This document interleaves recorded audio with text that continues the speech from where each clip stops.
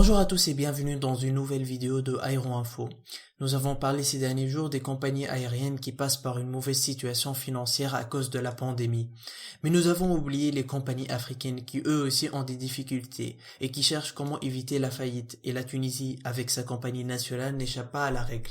Car ces derniers jours, la compagnie aérienne Tunisair a confirmé et préparé un plan de restructuration pour faire face aux effets de la pandémie de Covid-19, mais aussi la retenue de 50% des salaires de son personnel détaché à l'étranger.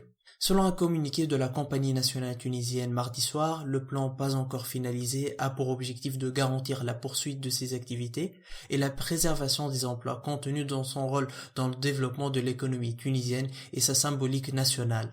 Cette restructuration sera bientôt présentée aux autorités de tutelle qui évoquaient la semaine dernière une situation catastrophique nécessitant une réforme profonde, des sacrifices, des décisions audacieuses. Avec même le début de la crise sanitaire, le PDG de Tunisair a estimé qu'elle devait licencier plus de 4800 employés, soit 61% de son effectif de 7800 personnes, afin de retrouver son équilibre financier, établant sur au moins un besoin de 320 millions d'euros pour financer un plan de restructuration de la compagnie aérienne. Tunisair a d'autre part expliqué que la retenue de 50% des salaires de ses employés détachés à l'étranger était une réalité et une mesure exceptionnelle et provisoire, s'inscrivant dans l'économie liée à la pandémie.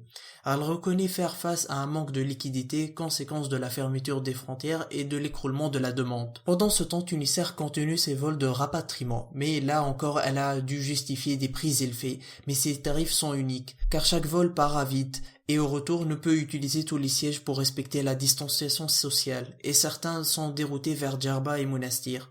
Je souhaite donc bonne chance à la compagnie tunisienne et j'espère qu'elle pourra se relever une autre fois, surtout après tout ce qui se passe maintenant.